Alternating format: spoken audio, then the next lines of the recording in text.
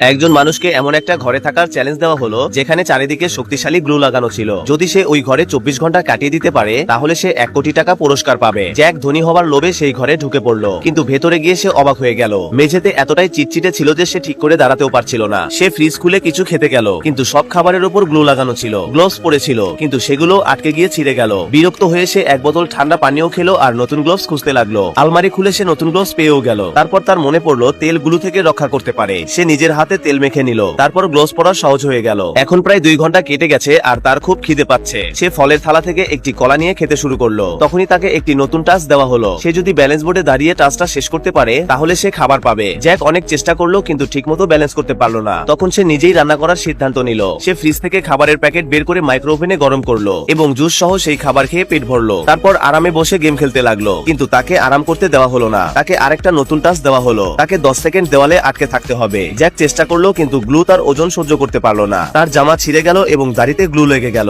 কিছুক্ষণ পরে সে একটি মজার এক্সপেরিমেন্ট করলো। সে একটি ডিম গ্লুতে ডুবিয়ে ছাদের সঙ্গে আটকে দিল আর নিচে ফ্রাই প্যান রেখে দিল। যখন ডিম পড়লো সেটা সরাসরি প্যানে পড়ে ফেটে গেল। একদম হাতে না লাগিয়ে ডিম ভেজে গেল। রাতে জ্যাক সোফায় ঘুমিয়ে পড়লো এবং আরামে রাতটা কেটে গেল। সকালে উঠে সে বাকি জিনিসপত্র দিয়ে নাস্তা বানালো এবং তারপর ব্যায়াম করতে শুরু করলো। যখন সে এক্সারসাইজ করছিল তখন তার শার্ট মেঝেতে আটকে গেল আর বক্সিং করার সময় গ্লোভস ব্যাগের সঙ্গে আটকে গেল। তখন জ্যাক রেগে গিয়ে জিনিসপত্র ছুঁড়ে ফেলতে লাগলো। পুরো দিন কেটে গেল এবং শেষমেশ তাকে বাইরে যেতে দেওয়া হলো। দরজা খুলতেই তার চোখে পানি চলে এলো। তুমি কি 1 কোটি টাকার জন্য এইরকম চ্যালেঞ্জ করতে চাইবে? কমেন্টে জানাতে পারো।